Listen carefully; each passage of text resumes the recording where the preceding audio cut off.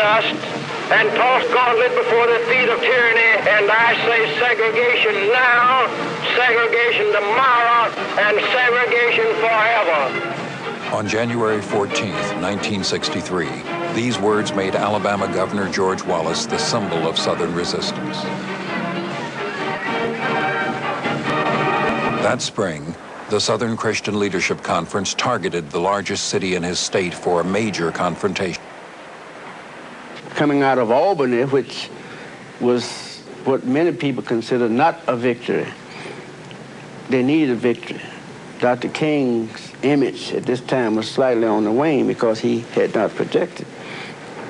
I say, I assure you, if you come to Birmingham, this movement can not only gain prestige, but really shake the country. Birmingham, Alabama was known for its strict segregation and racial hatred, a city that some called Birmingham because of many bomb attacks against blacks. City officials were staunch segregationists. The most ardent foe of the civil rights movement was the Commissioner of Public Safety, Theophilus Eugene Connor, Bull Connor, whose opinions earned him election to 6 terms. The so-called Negro movement is the attempted takeover of our country by the lazy, the indolent, the beatniks, the ignorant, and by some misguided religionists and bleeding hearts, and all being led by the politicians who stay in office by appealing, remember, not to reason, but to the most votes. April 1963, the Southern Christian Leadership Conference planned to desegregate downtown stores and to show the nation the face of Southern racism. But only a few in Birmingham responded to SCLC's call for massive demonstrations. And the black business community and some of the white clergy were pressuring us to call off the demonstrations and just get out of town. We didn't know what to do. And he sat there in room 30 in the Gaston Motel, and Martin didn't say anything. And then finally, he got up and he went in the bedroom, and he came back with his blue jeans on and his jacket, and he said, look, he said, I don't know what to do.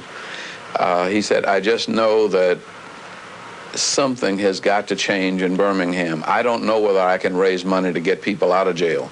I do know that I can go into jail with them. And not knowing how it was going to work out, he walked out of the room and led a demonstration and went to jail.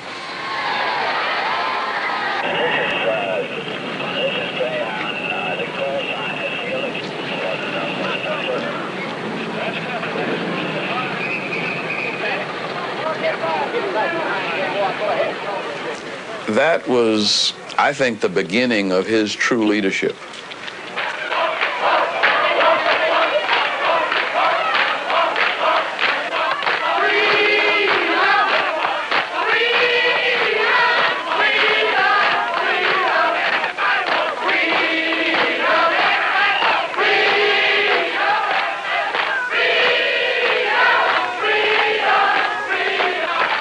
At this time, local white clergy were criticizing King and the campaign.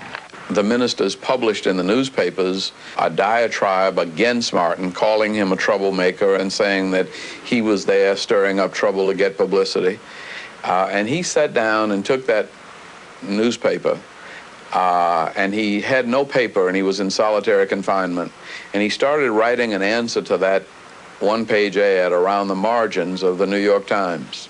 For years now, I have heard the word wait. It rings in the ear of every Negro with piercing familiarity. This wait has almost always meant never. We must come to see with one of our distinguished jurists that justice too long delayed is justice denied. 8 days later, King accepted release on bond to plan the next phase of the demonstrations. That plan would be the most controversial yet. We wanted to get the black community in Birmingham involved, and the way you get people involved is get their children involved. They were taking the kids out of school, marching, and I thought that was unnecessary. In fact, my idea was the kids, many of them didn't know what it was all about to start with. I'm on my way. On May 2nd, the children began to march in Birmingham. At first, groups were small. Policemen arrested them. loaded them in police wagons, and took them away to Birmingham jail.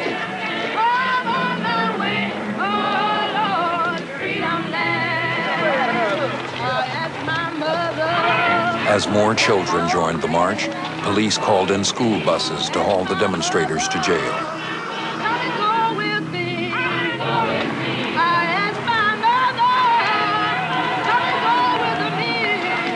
By the end of the day, 700 children had been arrested.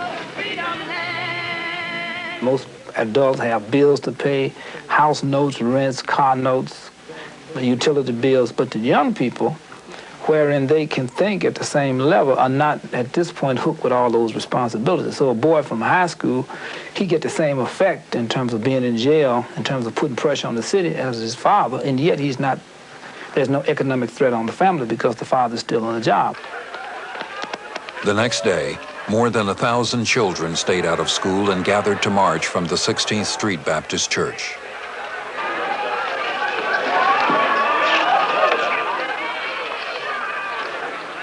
Bull Connor tried to stop the marches before they began and brought out the city's police dogs.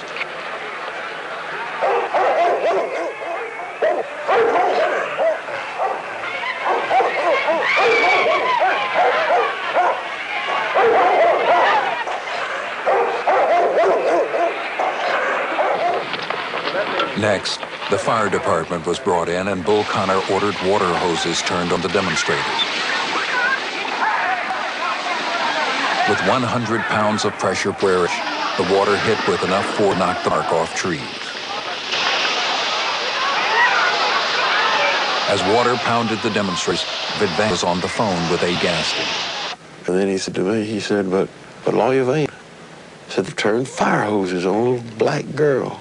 They were rolling that little girl right in the middle of the street. Now, I can't talk to you no more. It was it, and standing up on my building looking down on Bull Connor and them shooting water in the park right across from my office there in that park. I guess that's the most outstanding thing in my mind right now. I just couldn't imagine what could happen. The conflict gained national attention and news coverage of the event shocked the American public. And it was a masterpiece of the use of media to explain a cause to the general public of a nation. Because in those days you had 15 minutes of national news, 15 minutes of local news. And in marching only one block, you could get enough news film to fill all of the newscasts of all of the television stations of the United States. Photographs appeared in newspapers throughout the world, and the Birmingham story was told in many languages. The Russian newspaper Pravda ran a cartoon of police intimidating a black child. The federal government worried about America's image in other parts of the world. Governor Wallace saw it differently. I will never be caught attitude. In the first place, the average man in Africa and Asia doesn't even know where he is, much less where Alabama is. On the day of the children's campaign, the confrontation moved to the downtown area. Once again, Bull Connor summoned firemen.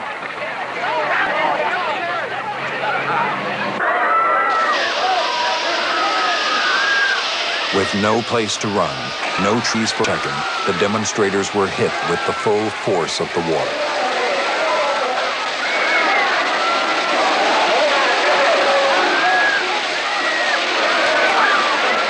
By evening, 2,500 demonstrators had been arrested, over 2,000 of them children.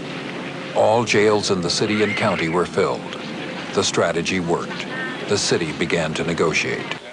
8 days after the children began marching, an agreement was reached with the community. Merchants agreed to desegregate lunch counters and to hire black employees.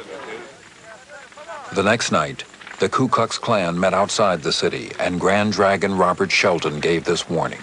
No business people in Birmingham or any other city has the authority to attempt any type of negotiation when it deals in governmental affairs of a municipality.